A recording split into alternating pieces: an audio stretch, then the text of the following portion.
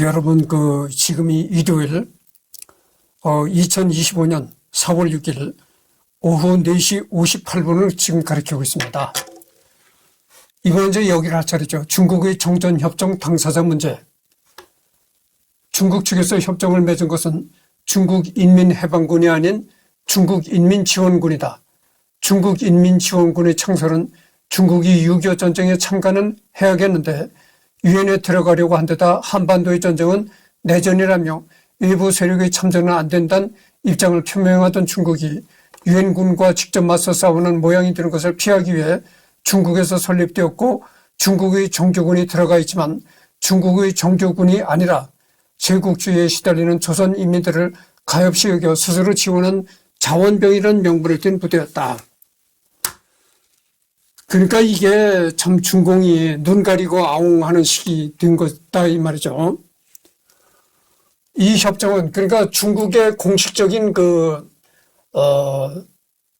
인민해방군이 아니고 중국 인민지원군이다 이렇게 말을 바꿔가지고 눈 가리고 아웅하는 식으로 이렇게 됐다고죠.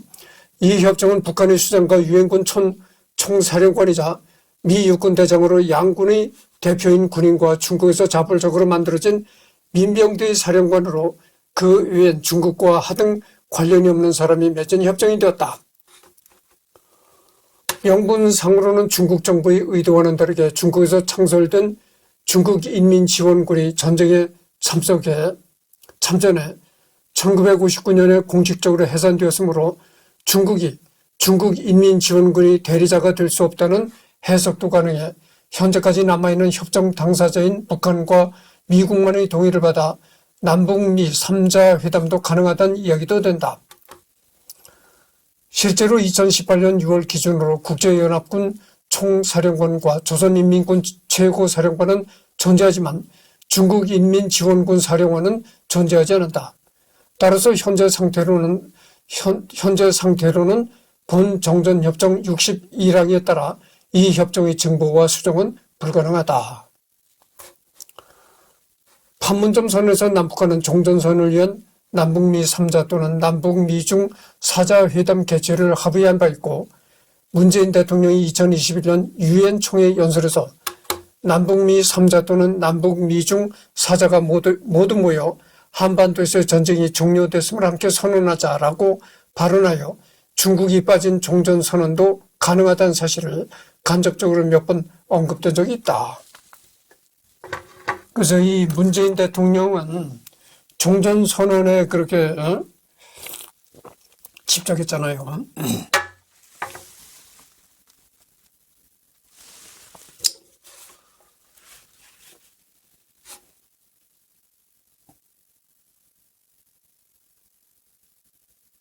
그래도 좀 얘기가 빗나가는데 들어보십시오. 그래도 문재인 대통령은 괜찮습니다. 그래도 죽음은 국립묘지에 묻힐 것이고 또 죽을 때까지 연금이 보장되잖아요.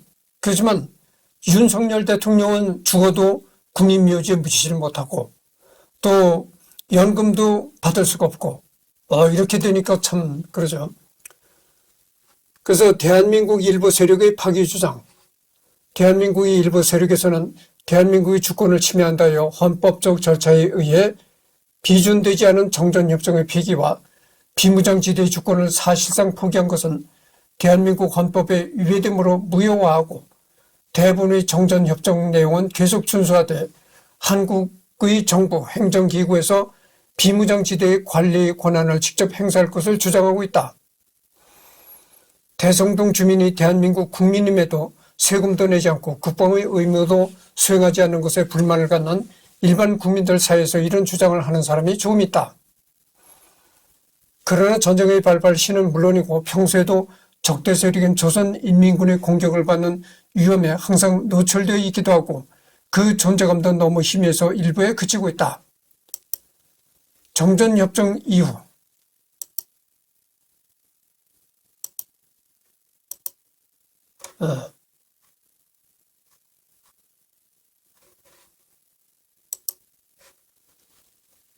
그 다음에 기타 정전협정 이후 협정 조인에 따라 비무장지대와 군사분계선이 만들어졌으며 정전협정 이후 협정 조인에 따라 비무장지대와 군사분계선이 만들어졌으며 정전협정을 감독하기 위해 군사정전위원회 본부가 판문점에 설치되었고 스위스, 스웨덴, 체코, 슬로바키아, 폴란드 등 4개국의 중립국 감시위원단도 구성되었다.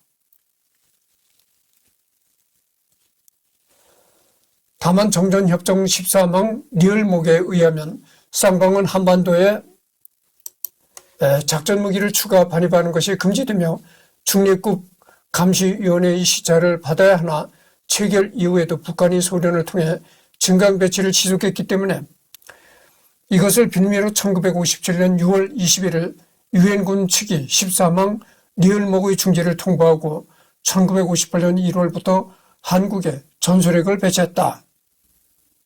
때문에 중립국 감독위원회의 권위는 크게 축소되었다. 정전협정으로 인한 한국의 영토 상실, 6.25 전쟁 때 연합군 해군에 의해 북한 해군은 사실상 괴멸 수준에 이르러 북한의 대부분의 섬들을 연합군이 점령했는데 이 상태로 휴전하면 북한군이 서해를 다니기 불편하기에 협정을 거부해 1953년 정전협정으로 NLL 이북의 섬들을 북한에게 이양했다. 현재 수도권 상륙은 서해 5도가 저지하고 있는 셈이다.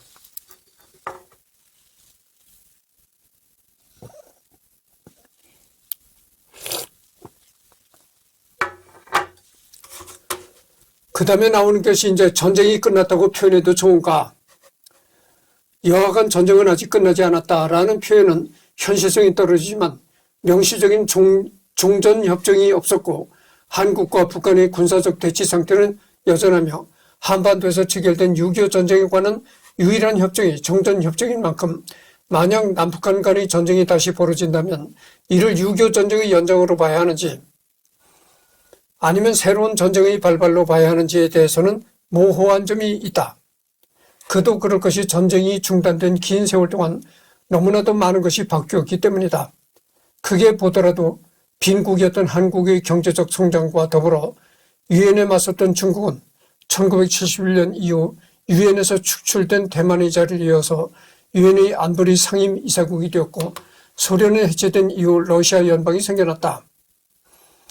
세부적으로 수많은 관계국의 정권이 수차례 바뀌었고 지휘관을 비롯해 이 전쟁에 관여했던 정치인 군인들을 은퇴하거나 이미 별세하여 세상에 더 이상 없기 때문이다. 여러분들은 말이죠. 여러분들은 이 6.25가 끝났다고 생각하십니까? 아니면은 끝나지 않았다고 생각하십니까? 그러니까 판문점에서 맺은 그 협정은 정전협정입니다. 전쟁을 정지한다 그거거든요. 종전협정이 아니고 6.25 전쟁을 정지한다. 일시적으로 정지한다고 봅니다. 그런 의미에서 본다면 아직도 6.25 전쟁은 계속되고 있다. 이런 얘기죠. 잠깐 쉬는 것에 불과하다 이런 얘기입니다. 그래서 문재인 대통령이 집권할 때 그랬죠. 문재인 대통령이 종전선언을 하자. 6.25 전쟁이 완전히 끝났다. 이렇게 종전선언을 하자 이런 얘기도 많았었잖아요. 근데 원래는 그래서 한반도의 전쟁이 또다시 벌어지면 그 전쟁이 6.25 전쟁의 연장선이라고 봐야 하는가? 아니면 6.25가 완전히 끝났고 새로운 전쟁이 일어났다. 이렇게 봐야 될 것인가? 이제 여러 가지 논란이 있다고 하죠. 종전선언 및 종전협정 논의. 자세한 내용은 6.25 전쟁 종전협정 문서를 참고하십시오. 2018년 4월 18일 도널드 트럼프 미국 대통령이 김정은 국무위원장과 통화했으며 남한과 북한의 종전협의를 논의 중이라고 AP통신과 로이터가 보도했다.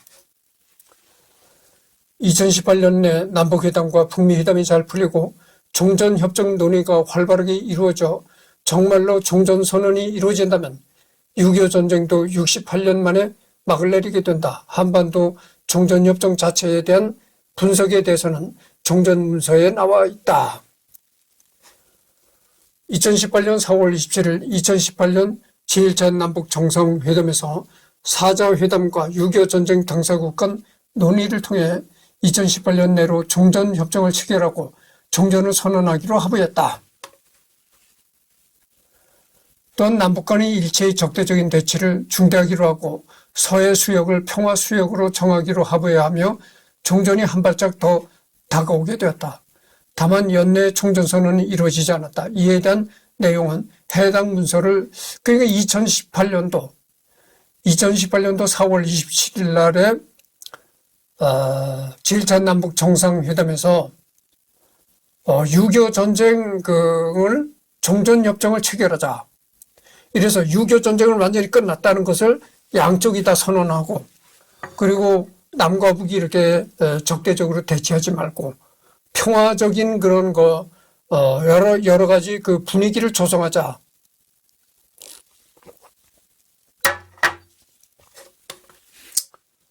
그랬었지만은 그게 다 또 수포로 들어갔죠.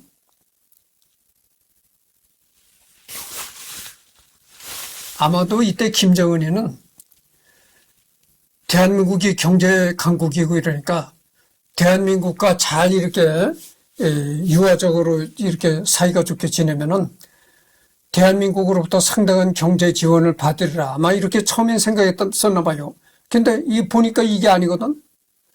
대한민국이란 나라는 미국의 허락 없이는 절대 이 경제 지원을 할 수가 없거든. 그게 왜냐면 미국에서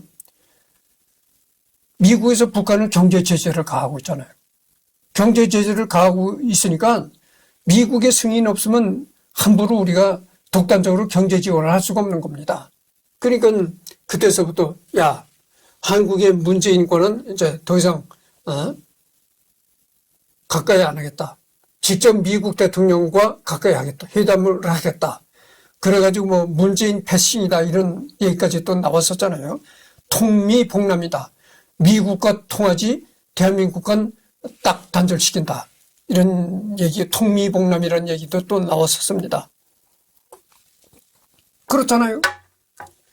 현실적으로 우리가 자체적으로 북한을 경제적으로 지원할 수가 없는 겁니다. 미국에서 강력히 경제 제재를 취하고 있는데, 우리가 단독적으로 북한에다가 경제 지원을 할 수가 있습니까? 없죠. 우리가 미국의 식민지가 돼서 미국의 말을 듣는 것이 아니고, 우리는 약소국이다, 그죠? 그러니까 약소국이 강대국의 말을 안 들을 수가 없는 겁니다. 현실적으로.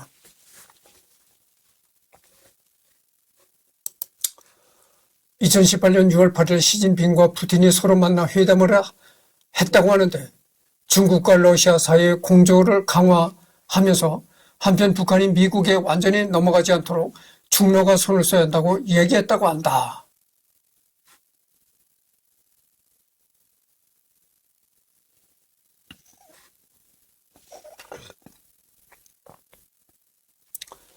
중국 입장에서 북한이 제2 베트남이 되는 것을 우려한다. 베트남 전쟁 이후 베트남이 친중으로 돌아설 거라고 기대했지만 결과는 정반대였다. 그래서 북한에 중국을 견제하는 친미 정권이 들어서면 북한과 인접해 있고 역사적 연고권도 있는 동북 삼성이 첫 번째 목표가 될 것이라는 우려도 있다. 하지만 북한 입장에선 그동안 70여 년 동안 중국에게서 벗어나려고 발돋움 쳐왔고 주체 사상을 견지하며 중국에게 벼랑 끝 전술을 쓴 적도 있다. 북한의 대중국 정책에는 굉장히 이중적인 면모가 있다.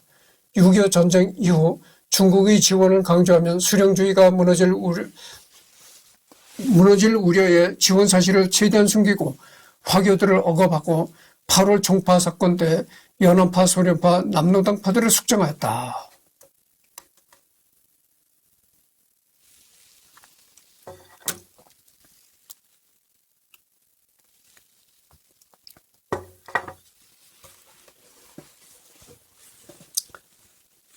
그래서 이 얘기를 읽어보면 말이죠. 북한의 태도가 상당히 이중적입니다. 그러니까 공적으로는 북한과 중국은 혈맹이다. 이래가지고 아주 북한과 중국이 친한 것처럼 하지만 속내막은 또 안 그렇다고 하죠. 그래서 내가 언젠가도 이런 얘기를 했지만 북한이 왜 핵무기에 집착하느냐. 그럼 북한의 핵이 어디를 향할까? 이게 또 문제가 되잖아요. 물론 북한의 핵이 대한민국으로 향할 수도 있어요. 그러나 또 한편으로는 물론 북한이 미국과 이렇게 원수지간이니까 미국을 향할 수도 있다고죠. 그러나 또 한편으로 생각해 보면 북한의 핵이 중국을 향할 수도 있다 이런 얘기입니다.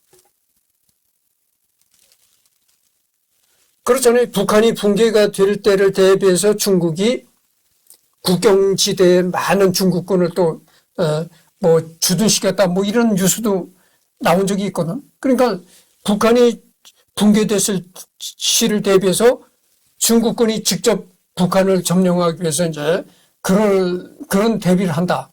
이런 뉴스도 나오고 있는 거 보니까 북한 겉으로는 표현을 안 하지만 속으로는 그 핵이 중국을 겨냥한 것일 수도 있다 이런 얘기입니다. 그래서 김정은이 아버지 김정일이가 이런 얘기를 했다잖아요. 일본은 몇백 년의 적이지만 중국은 천년의 적이다. 이런 말을 또 했다잖아요. 그 사석에서.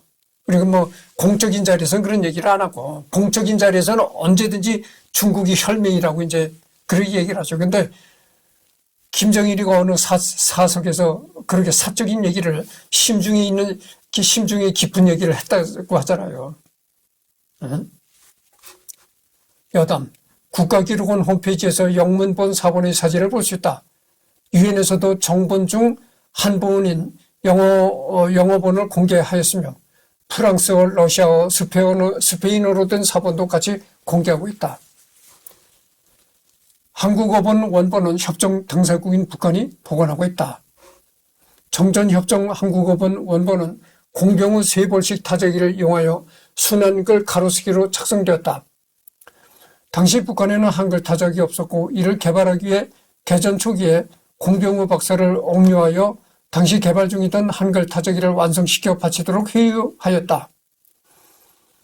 하지만 공병우 박사는 이후 남한으로 탈출했고 이후 완성된 한글 타자기를 손원일 제독의 지원을 받아 대한민국 해군을 시작으로 도입해 군용으로 사용하게 되었다.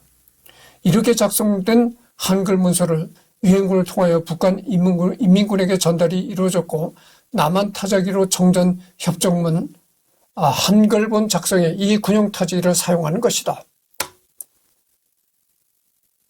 공병우 세벌식 타자기. 언젠가 내가 이 공병우에 대해서도 다룰 것입니다.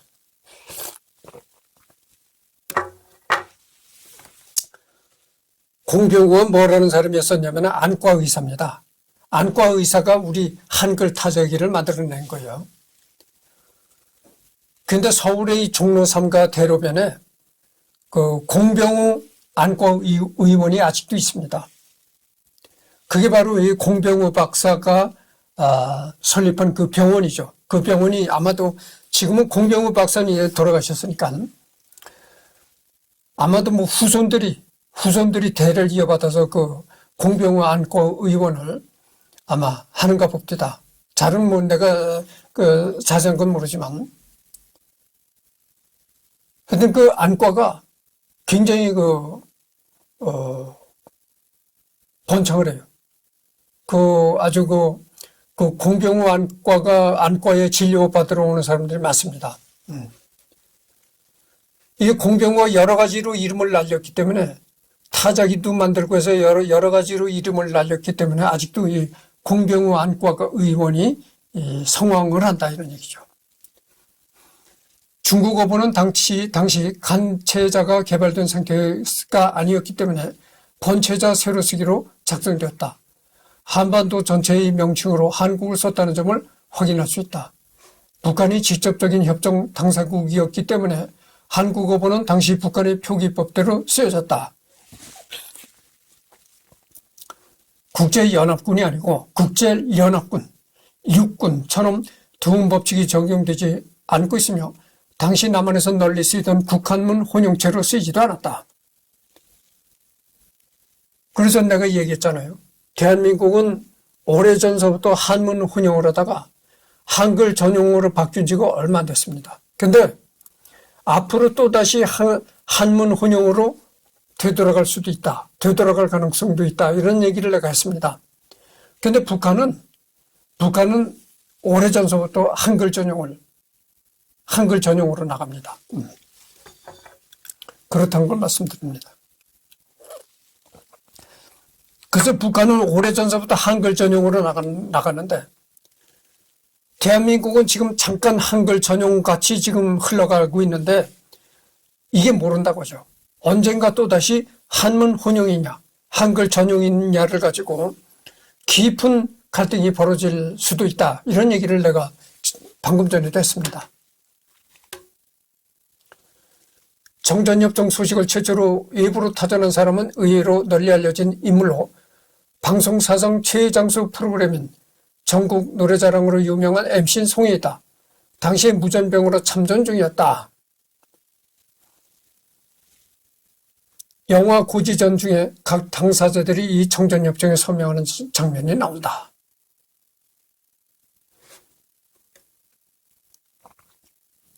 잘못된 독일선을 부속 지도에 사용하였기에 몇십 년 뒤에 한박도 문제가 불거지게 되었다. 정전협정은 소련이 제의하여 시작되었지만 북한에서는 미국이 먼저 정전을 구걸했고 자신들이 큰 아량을 베풀어 못내 사인해 준 것이냐 주장하고 있다. 정전협정 발효 이래 아이들이 춤추는 연습을 하는 등 일상 영상이 남아있던 것이 공개됐다. 지원하고 지도하는 미군과 그의 수동적으로 따르는 한국인이라는 구도를 의도적으로 강조한 연출이기다. 연출이 있긴 하다. 미군 해병대원으로 참전한 마틴 러스의 회고록에 따르면 정전 체결일인 7월 27일에서 7월 28일로 넘어가는 저녁에 중국 특공대가 아바고지에 올라가 미군들에게 사탕과 손수건을 줬다고 한다. 일각에서는 정전협정을 두고 휴전협정이라는 말을 쓰지만 상당히 어색한 표현. 그도 그럴 것이 정전협정문 어디에도 휴전이 언급되지 않았기 때문이다. 특히 휴전 중이니 전쟁 중이라는 표현은 역사적 사실이 된 오해가 현실 판단의 오해를 낳은 사례로 볼 수 있다.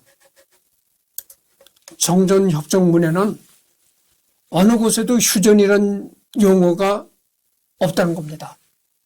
그래서 우리가 지금 휴전 상태다 이렇게 얘기하는 건 잘못된 상태고 정전 상태다 이렇게 말을 하는 것이 정확한 말이라고 봅니다. 그렇잖아요.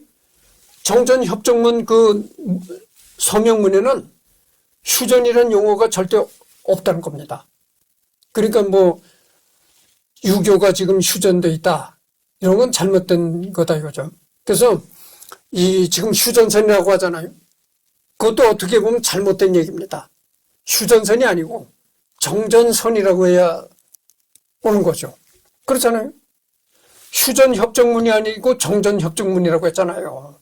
그러니까 휴전선이라는 것도 잘못된 얘기고 정전선이다 이렇게 얘기하는 것이 맞는 얘기다 이렇게 볼 수가 있는 겁니다. 전쟁 당사국들은 외교 채널과 같은 공식 논평에서 정전협정이라는 말을 사용했지 휴전이라고 부르지 않았기에 휴전이라는 잘못된 표현이 어디서 펴졌는지도 모를 일이다.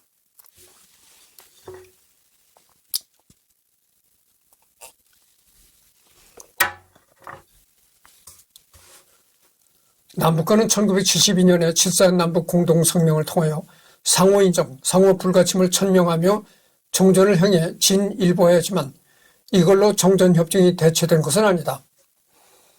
이후 1991년에 발표된 남북기본합의서는 이름과 내용상에서는 사실상의 국교 수립서지만 남북 모두 평화협정의 성격을 부인하고 있다. 결국 이 애매한 관계가 유지되고 있는 것이 현실이다.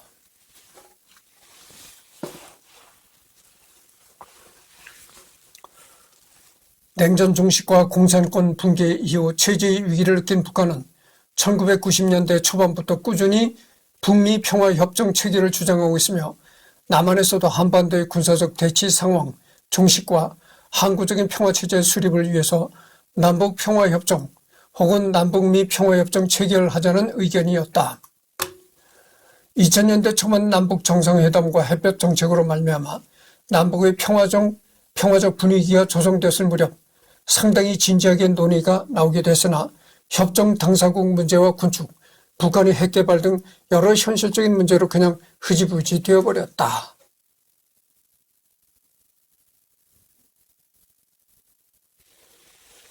북한과 어떤 협정이니 뭐 성명이니 이런 거 맨날 해봐야 다 흐지부지 되는 겁니다.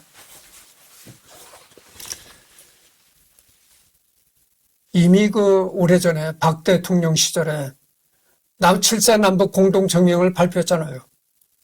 이우라기가 가서 북한의 김일성이를 만나고 온 후로 남북한이 동시에 7.4 남북 공동성명을 발표했다고 하죠. 그러니까 북과 남한과 북한이 똑같이 합의해가지고 공동으로 이 문서를 작성해가지고 공동성명서까지 발표하는 그런 수준까지 갔었는데 그것도 또 흐지부지 되고 말았잖아요.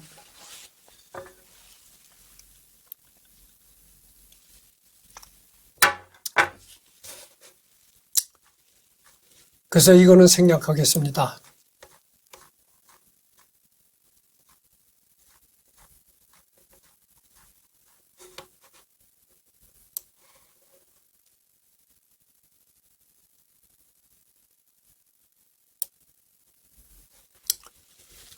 그래서 중국의 정전협정 대한민국 일부 세력의 파기 주장, 정전협정 이후를 들어가 보도록 하겠습니다. 정전협정 이후.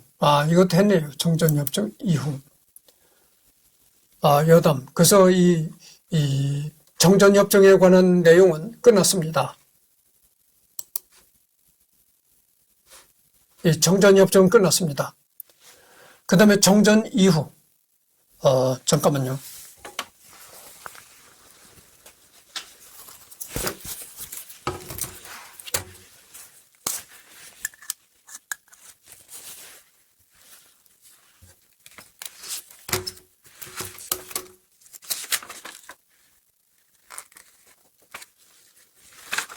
정전협정은 끝났고,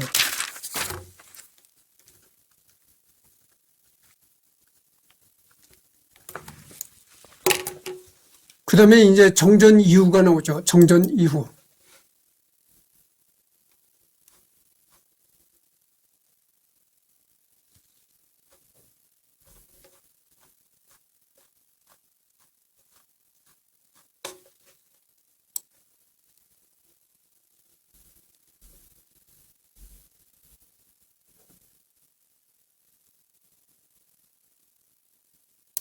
잠깐만요.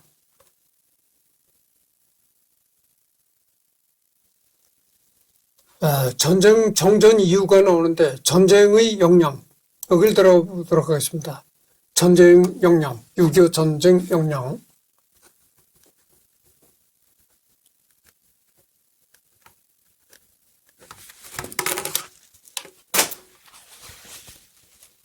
(6.25) 전쟁 역량에 들어가 보면 수많은 또 목차가 나옵니다.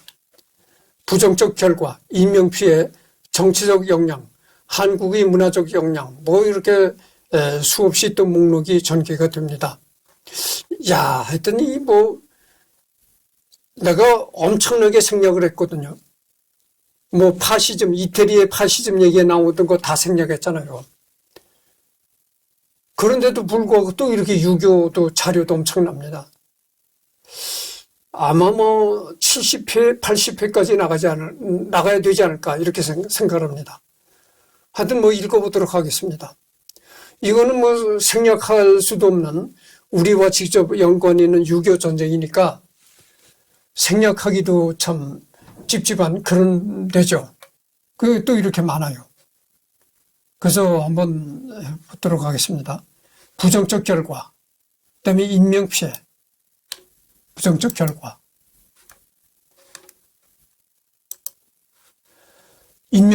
인명피해를 보면 6.25 전쟁 사상자 현황을 보면 한국군과 유엔군 이렇게 나왔네요. 전사는 죽은 사람은, 전쟁을 하다 죽은 사람은 13만 7,899명, 부상이 45만 742명, 거기다가 이 한국군이 전사자가 13만 7,899명, 거기다가 유엔군이 4만 670명, 총 17만 8,569명이 전사했다. 부상은 한국군이 45만 742명이 부상을 당했고, 유엔군은 10만 4,280명이 부상당해서 총 55만 5,022명이 부상당했다. 실종포로는 한국군이 3만 2,838명, 유엔군이 4만 1,769명 해가지고 유엔군이 9,931명 해가지고 총 4만 1,769명이 실종포로다, 이런 얘기입니다. 우리 대한민국이 이렇게 피해를 입었고, 그러면은 북한은 어떤 피해를 입었느냐? 북한은 참 엄청난 피해를 입었습니다. 내가 전번 시간에도 얘기를 했잖아요. 중공군의 시체가 아주 산처럼 쌓여졌다. 그리고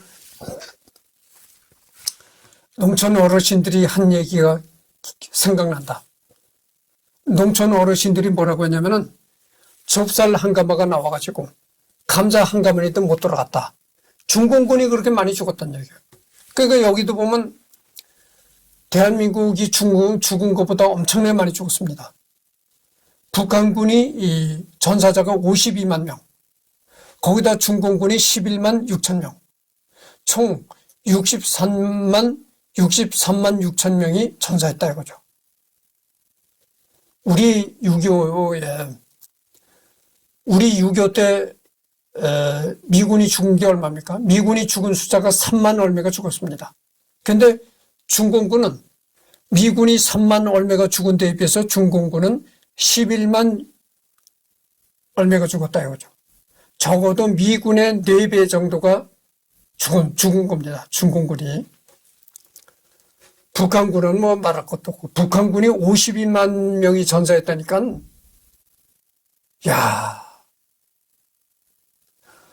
지금 대한민국 육해공군 총합해서 50만 정도 된다고 하잖아요. 그러니까 북한 군인이 52만 명이 죽었다고 하니까 어떻게 되겠어요? 지금 현재 대한민국의 육해공군 3군을 다 총합한 군대가 전멸했다, 이렇게 생각하면 되겠어요. 그러니까 이 북한군이 전번 시간에도 얘기했지만 이 낙동강 전투에서 거의 시몰살했다시피 90% 이상이 다 전멸했습니다. 그러니까 메가더가 인천상 육작전을 성공했잖아요. 그렇게 인천상 육작전이 북한으로 하여금 치명타를 준 겁니다. 북한군이 이제 부상이 12만 명, 그다음에 중공군은 22만 명, 총 34만 명의 부상이 생겼다.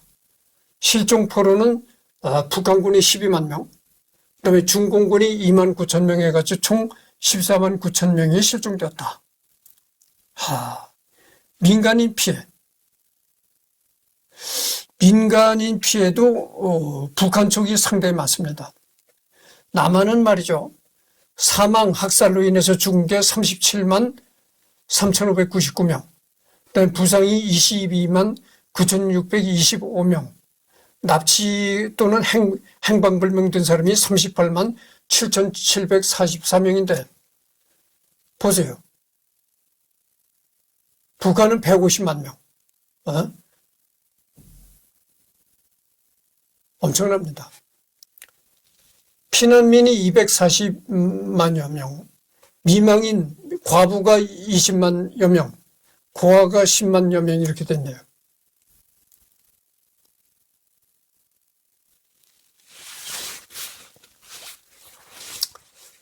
여기는 한국군과 유엔군이 인명피해 이런 게 나오는데, 수치가 나오는데, 이건 넘어가도록 합시다. 생략하기로 하고.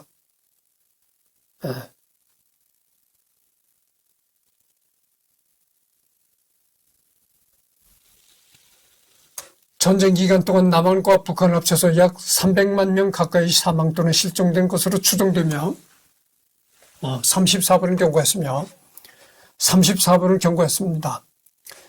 미군 사망자도 3만 8천 명에 이르는 등 3년이라는 기간에 비해 사망자가 많다. 베트남 전쟁이나 2차 세계대전에 비해서도 특히나 한국전쟁은 민간인 사망자 비율이 높다. 그 대부분이 전쟁이 일어난 1950년 후반기 6개월 동안 발생했다. 지역별 인명피해로는 서울특별시, 경기도 지역, 특히 접경지대인 경기도 북부 지역이 제일 많고 그 다음엔 강원도 지역, 나머지는 비슷하다. 그 이후 전투는 고지 쟁탈전 위주라 사망자가 많지 않았기 때문이다. SBS에서 한국 전쟁을 배경으로 만든 다큐멘터리에서는 확인된 사상자만 600만이라고 방송하기도 했다. 1950년에 대당시 남북한 합쳐 한반도의 인구는 3천만 명으로 한반도 인구 중 이 전쟁으로 인해 죽은 사람만 잡아도 10% 정도로 과장을 섞자면 간신히 북한군으로부터 막아낸 지역 경상북도, 경상남도나 제주도에 사는 사람들을 제외하면 당시 이 전쟁으로 가족, 이웃, 친지, 친척을 잃지 않은 한국인은 거의 없다시피 했다. 얼마나 6.25 전쟁이 참혹했는가. 이거를 간접적으로 말해주는 것입니다. 그러니까 아주 그 후방, 대한민국의 아주 후방 경상남도, 제주도, 그 다음에 이런 일부 지역 외에는 거의 다가 죽다시피 했다고 하죠. 이런 겁니다. 다만 인명피해는 남한보다 북한이 압도적으로 많다. 우선 남한의 경우 전쟁 초기엔 1950년에서 1951년 1년가량 집중적으로 피해를 본 뒤에는 인명피해의 대부분이 군 병력으로 국한됐고 그나마도 고지 쟁탈전 위주라 장기간 지속되면서 병사들이 피를 말리긴 하지만 사상자는 전쟁 초기에 비하면 정작 많지 않았다. 더욱이 북한 지역에서 올라온 인구도 많아서 전후 인구가 오히려 소폭 증가했다. 전쟁 전 남한의 인구는 2050만 명인데 1955년은 100만 명이 더 늘어나 있었다. 그러니까 전쟁할 때 남한의 전쟁이 일어날 즈음에 대한민국의 인구는 2050만 명에 불과했다는 거죠. 근데 전쟁이 끝난 후에 보니까 100만 명이 더 늘어났더라. 그 북한에서 내려온 그러니까 월남한 사람들이다 이런 얘기죠. 반면 북한은 기존 사망자도 미 공군의 폭격 등으로 인해 남한에 비해 많았던 데다 월남민이 워낙 많아서 실제 감소의 규모는 약 200만 명 정도로 추정될 정도로 심각한 편이었다. 가뜩이나 인구가 남쪽의 절반도 안 돼서 사람이 부족한 마당에 전쟁으로 인한 인구 감소는 오히려 남쪽보다 더 크니 이는 김일성과 북한 정권에 큰 부담이 되었다. 전쟁을 일으킨 김일성이 전쟁 중반부터 포로의 일괄 송환과 휴전에 목을 맨 반면 정작 침략당한 이승만 오히려 강경하게 휴전을 반대하는 입장이 된 것도 실상은 이런 사정 때문이었다.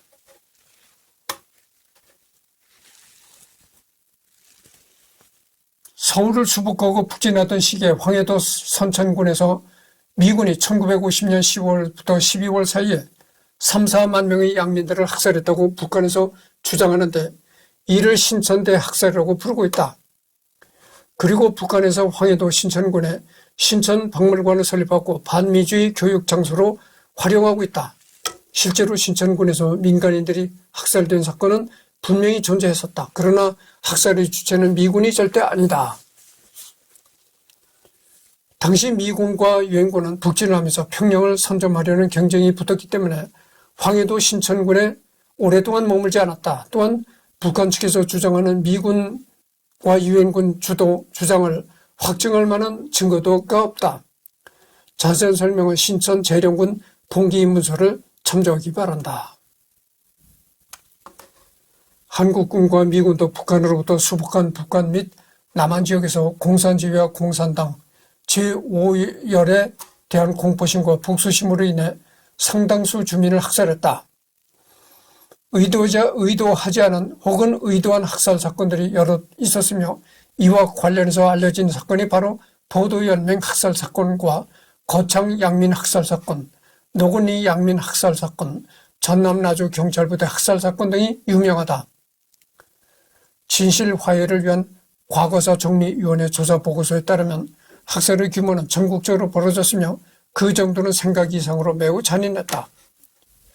공산주의와 공산당, 전쟁 중에 악질적인 행위인 피난민을 이용하여 후방에 침투해 교란 작전을 펼치는 제5회열에 대한 공포심과 복수심, 그리고 궁지에 몰릴 대로 몰리던 당시 전시 상황이 만들어낸 비극이다. 또한 의무병으로 참전했던 박남식의 회고로 신라군의 비극에는 장군들이 사찰을 오면 사단장이 근처 피난민촌에서 민간인을 납치한 다음 처녀성 검사를 하고 성상납을 했다는 언급이 있다.